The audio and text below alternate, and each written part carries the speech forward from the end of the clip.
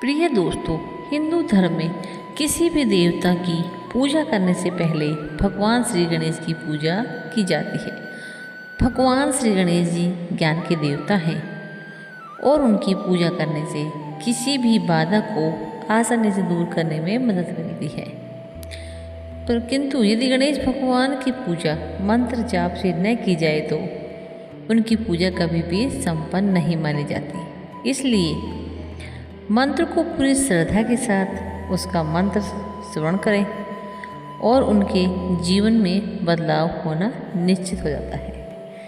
गणपति महाराज की कृपा से ऐसे व्यक्ति के जीवन में धन, यश, सम्मान, सभी प्रकार की सुख सुविधा मिलना तय होता है। तो दोस्तों, बस आपको इस मंत्र को असली अपने घर में, अपनी दुकान पर, मोबाइल फोन पर चलाकर पूरा सुने। और अगर आप भी श्री गणेश जी महाराज की कृपा अपने पर पाना चाहते हैं तो हमारे वीडियो को दिल से लाइक करें, हमारे चैनल को ज्ञान के सागर को सब्सक्राइब करके वीडियो को दिल से लाइक करें, कमेंट बॉक्स में जय श्री गणेश अवश्य लिखें, जिससे कि भगवान श्री गणेश के चरणों में आप सभी की हाजिरी लग जाएगी। जी हाँ दोस्तों, इस मंत्र को अगर 108 बार पूरा सुनते हैं और आप देखेंगे कि आपकी ज़िंदगी से हर प्रकार की बाधा दूर हो जाएगी और आप देखेंगे कि आपकी ज़िंदगी में खुशियाँ ही खुशियाँ आने वाली है। तो दोस्तों, इस मंत्र को अपने घर, दुकान पर, मोबाइल फ़ोन पे, बच्चों के रूम में, जहाँ भी आप काम करते हैं वहीं पे इस मंत्र को सुन लीजिएगा, क्योंकि किसी भी कारणवश अगर आप जप नहीं करने में असमर्थ रहते तो इस वीडियो के माध्यम से आप इस मंत्र को पूरा सुन सकते हैं।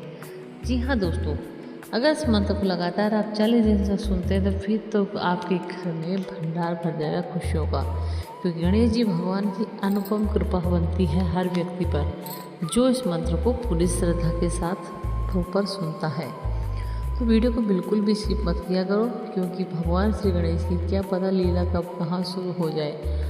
तो दोस्तों, आपको भी इस वीडियो को ज़्यादा से ज़्यादा शेयर करने हैं दिल खोलकर, और वीडियो में हाइप के बटन है उसे भी ज़रूर दबाएं, क्योंकि आपकी हाइप के बटन दबाने से और शेयर करने से आपकी कई जिंदगियां में खुशियां आ जाती हैं। तो चलिए दोस्तों, बात करते हैं उपाय के बारे में। आज के कुछ उपाय जान लेते हैं जिससे कि भगवान श्री गणेश की कृपा और दिन दुगनी रात चौगुनी हो जाएगी। दोस्तों, आज बात करेंगे हम गणेश जी के कुछ 10 ऐसे उपाय जिसको सुनने मात्र से, करने मात्र से आपके जीवन में खुशियाँ आ जाएंगी। बात करते हैं पहले उपाय की कि बुधवार को गणेश जी की पूजा कैसे करनी चाहिए। तो सुबह स्नान के बाद गणेश जी को दुर्गा 21 या 11 दिन के अर्पित करें। लाल फूल और मोदक का भोग लगाएं। बात करते हैं दूसरे उपाय की। तो दोस्तों, ओम गण गणपते नमः मंत्र का जप 108 बार पूरी श्रद्धा के साथ करें। मान्यता है कि इससे मन को शांति और कार्य में एकाग्रता मिलती है। बात करते हैं नंबर 3, गणेश अथर्वशीष का पाठ बुधवार या चतुर्थी के दिन पाठ करना बहुत शुभ माना जाता है। बात करते हैं चौथे उपाय की, संकट चतुर्थी का व्रत। भगवान श्री गणेश की पूजा कर चंद्रमा को अर्घ्य दें। इसे विघ्नों से मुक्ति की कामना के लिए किया जाता है। बात करते हैं पांचवें उपाय के बारे में। पांचवा उपाय बहुत ही खास है। दुर्वा का, यानी कि जो दूब होती है उसको अर्पित करें। गणेश जी को दुर्वा अत्यंत प्रिय मानी जाती है। बात करते हैं छठे उपाय की, मोदक या लड्डू का भोग। पूजा के बाद प्रसाद परिवार में ही बांट दें भोग लगा के। नंबर 7, गाय को हरा चारा खिलाएं। इसे पुण्य का कार्य माना जाता है और गणेश जी की कृपा की भावना से जोड़ा जाता है। बात करते हैं नंबर 8 की, ज़रूरतमंदों का दान करें। अन्न, वस्त्र या शिक्षा से जुड़ी सहायता करें। धार्मिक मान्यता है कि दान शुभ फल देता है। बात करते हैं 9वां उपाय की, घर और पूजा स्थान में स्वच्छता रखें। स्वच्छ वातावरण को शुभ माना जाता है। अब बात करते हैं सबसे लास्ट यानी कि 10वें उपाय के बारे में, जो कि बहुत ही खास आपके लिए होने वाला है। दोस्तों, वक्रतुंड महाकाय श्लोक का पाठ करें। ये बहुत ही अच्छा है, जिसने भी किया है उसको पुण्य प्राप्त हुए हैं फल उसको। तो दोस्तों,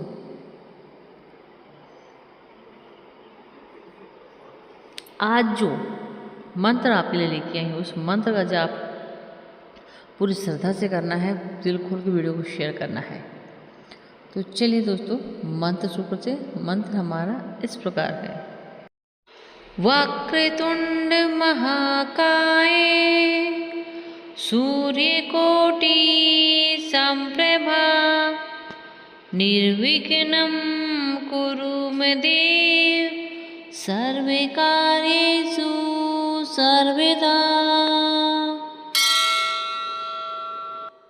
वक्रतुंड महाकाय सूर्यकोटि संप्रभा निर्विघ्नं कुरु मे देव सर्वकार्येषु सर्वदा।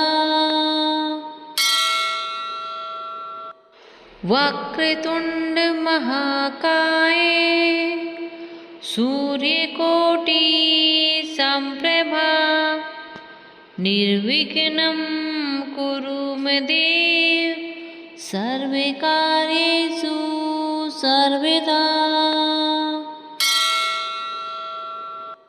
वक्रतुंड महाकाय सूर्यकोटि संप्रभा निर्विघ्नं कुरु मे देव सर्वकार्येषु सर्वदा। वक्रतुंड महाकाय सूर्यकोटि संप्रभा निर्विघ्नं कुरु मे देव सर्वकार्येषु सर्वदा। वक्रतुंड महाकाय सूर्यकोटि संप्रभा निर्विघ्नं कुरु मे देव सर्वकार्येषु सर्वदा। वक्रतुंड महाकाय सूर्यकोटि संप्रभा निर्विघ्नं कुरु मे देव सर्वकार्येषु सर्वदा।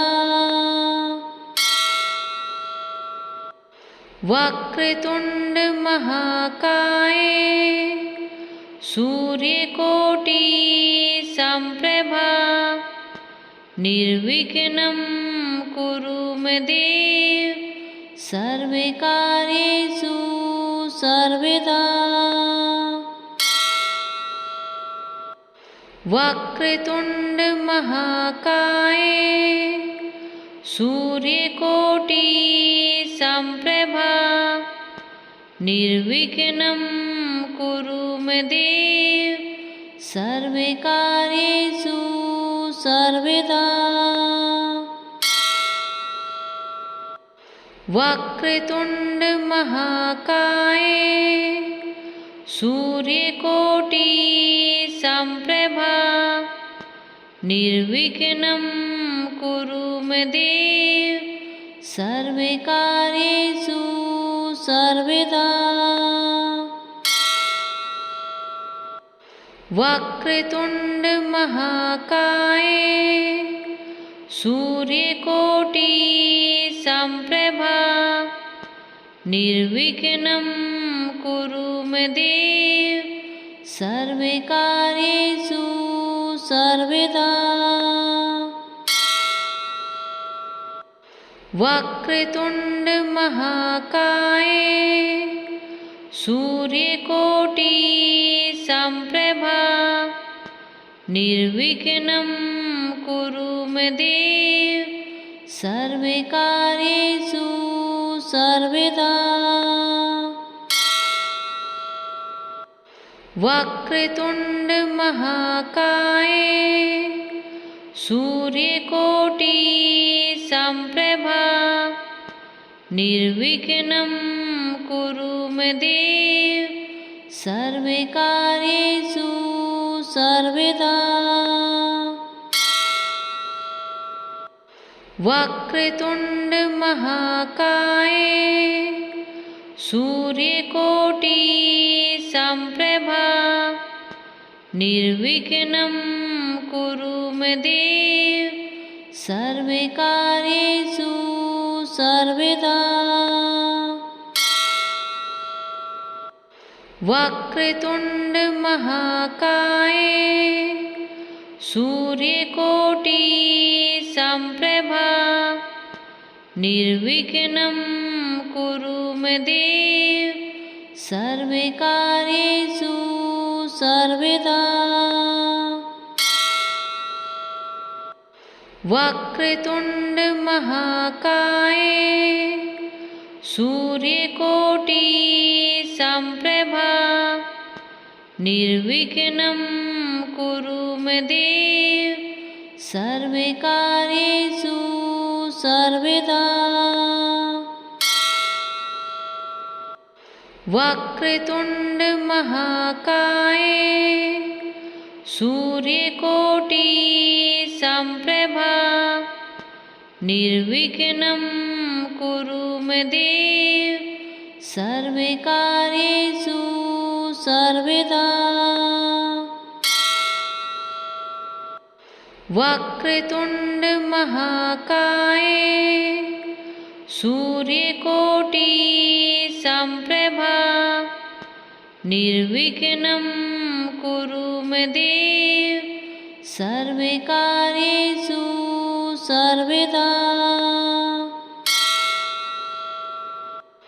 वक्रतुंड महाकाय सूर्यकोटि संप्रभा निर्विघ्नं कुरु मे देव सर्वकार्येषु सर्वदा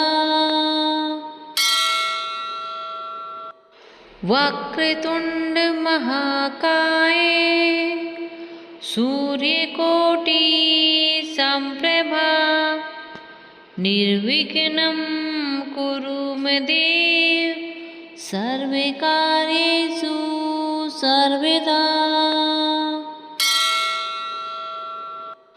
वक्रतुंड महाकाय सूर्यकोटि संप्रभा निर्विघ्नं कुरु मे देव सर्वकार्येषु सर्वदा वक्रतुंड महाकाय सूर्यकोटि संप्रभा निर्विघ्नं कुरु मे देव सर्वकार्येषु सर्वदा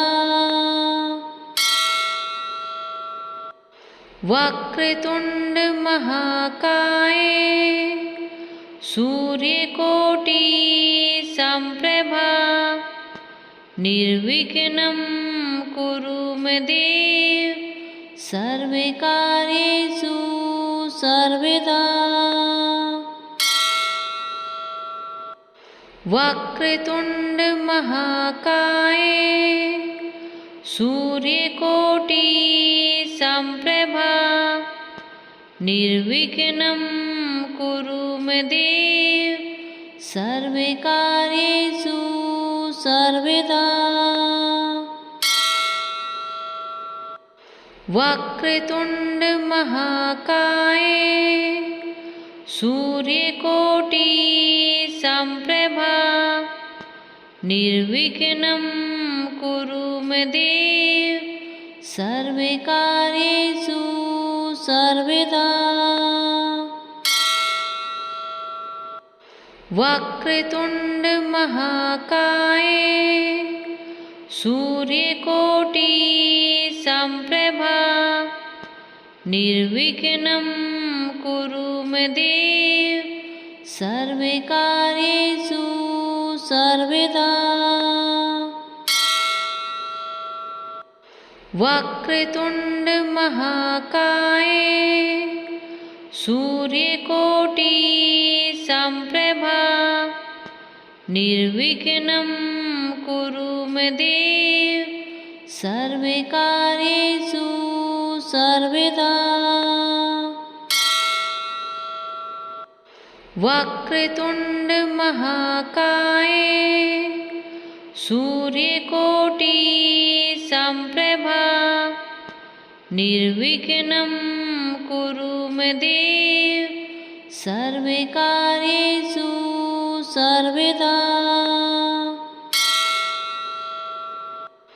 वक्रतुण्ड महाकाय सूर्यकोटि सम्प्रभा निर्विघ्नं कुरु मे देव सर्वकार्येषु सर्वदा। वक्रतुण्ड महाकाय सूर्यकोटि सम्प्रभा निर्विघ्नं कुरु मे देव सर्वकार्येषु सर्वदा। वक्रतुण्ड महाकाय सूर्यकोटि सम्प्रभा निर्विघ्नं कुरु मे देव सर्वकार्येषु सर्वदा। वक्रतुण्ड महाकाय सूर्यकोटि सम्प्रभा निर्विघ्नं कुरु मे देव सर्वकार्येषु सर्वदा। वक्रतुण्ड महाकाय सूर्यकोटि सम्प्रभा निर्विघ्नं कुरु मे देव सर्वकार्येषु सर्वदा। वक्रतुण्ड महाकाय सूर्यकोटि सम्प्रभा निर्विघ्नं कुरु मे देव सर्वकार्येषु सर्वदा। वक्रतुण्ड महाकाय सूर्यकोटि सम्प्रभा निर्विघ्नं कुरु मे देव सर्वकार्येषु सर्वदा। वक्रतुण्ड महाकाय सूर्यकोटि सम्प्रभा निर्विघ्नं कुरु मे देव सर्वकार्येषु सर्वदा। वक्रतुण्ड महाकाय सूर्यकोटि सम्प्रभा निर्विघ्नं कुरु मे देव सर्वकार्येषु सर्वदा। वक्रतुण्ड महाकाय सूर्यकोटि सम्प्रभा निर्विघ्नं कुरु मे देव सर्वकार्येषु सर्वदा। वक्रतुंड महाकाय सूर्यकोटि संप्रभा निर्विघ्नं कुरु मे देव सर्वकार्येषु सर्वदा।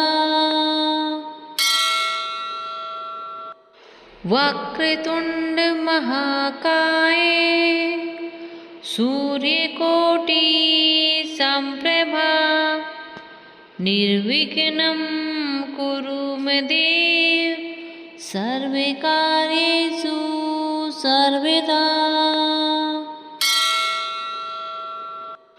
वक्रतुंड महाकाय सूर्यकोटि संप्रभा निर्विघ्नं कुरु मे देव सर्वकार्येषु सर्वदा। वक्रतुंड महाकाय सूर्यकोटि संप्रभा निर्विघ्नं कुरु मे देव सर्वकार्येषु सर्वदा। वक्रतुंड महाकाय सूर्यकोटि संप्रभा निर्विघ्नं कुरु मे देव सर्वकार्येषु सर्वदा। वक्रतुंड महाकाय सूर्यकोटि संप्रभा निर्विघ्नं कुरु मे देव सर्वकार्येषु सर्वदा। वक्रतुंड महाकाय सूर्यकोटि संप्रभा निर्विघ्नं कुरु मे देव सर्वकार्येषु सर्वदा।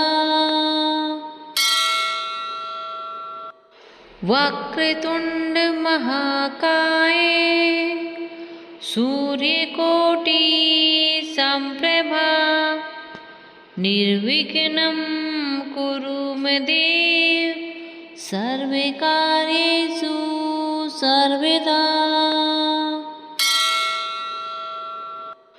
वक्रतुंड महाकाय सूर्यकोटि संप्रभा निर्विघ्नं कुरु मे देव सर्वकार्येषु सर्वदा। वक्रतुंड महाकाय सूर्यकोटि संप्रभा निर्विघ्नं कुरु मे देव सर्वकार्येषु सर्वदा।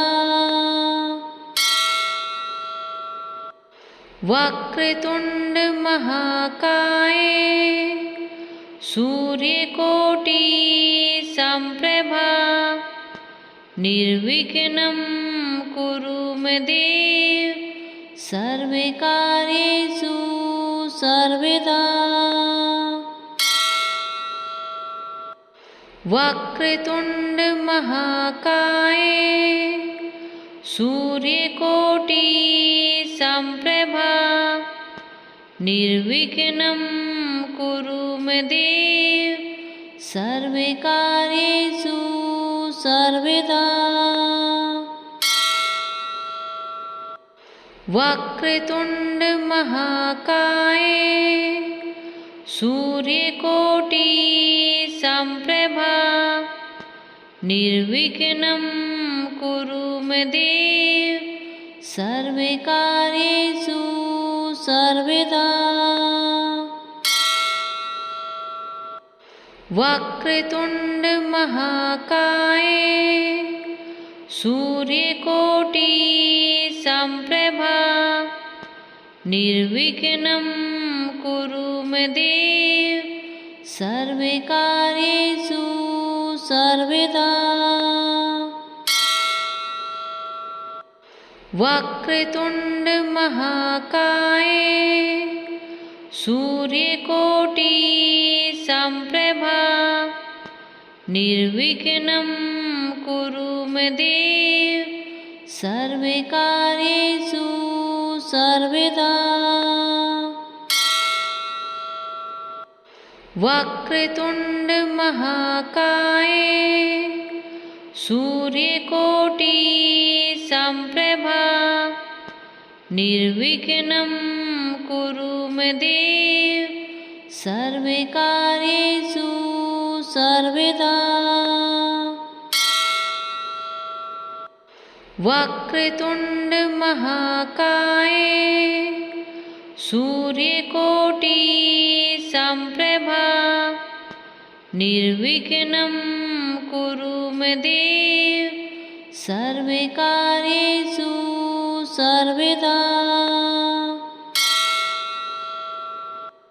वक्रतुंड महाकाय सूर्यकोटि संप्रभा निर्विघ्नं कुरु मे देव सर्वकार्येषु सर्वदा वक्रतुंड महाकाय सूर्यकोटि संप्रभा निर्विघ्नं कुरु मे देव सर्वकार्येषु सर्वदा वक्रतुंड महाकाय सूर्यकोटि संप्रभा निर्विघ्नं कुरु मे देव सर्वकार्येषु सर्वदा वक्रतुंड महाकाय सूर्यकोटि संप्रभा निर्विघ्नं कुरु मे देव सर्वकार्येषु सर्वदा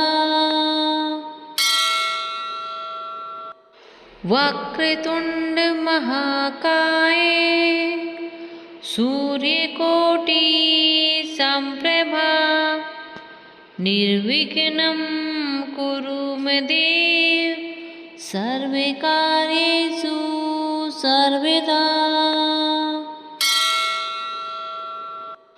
वक्रतुंड महाकाय सूर्यकोटि संप्रभा निर्विघ्नं कुरु मे देव सर्वकार्येषु सर्वदा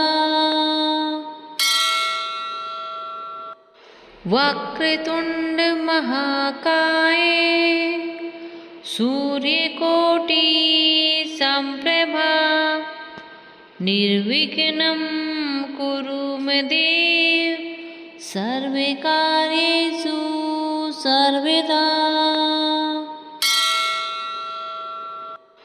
वक्रतुंड महाकाय सूर्यकोटि संप्रभा निर्विघ्नं कुरु मे देव सर्वकार्येषु सर्वदा वक्रतुंड महाकाय सूर्यकोटि संप्रभा निर्विघ्नं कुरु मे देव सर्वकार्येषु सर्वदा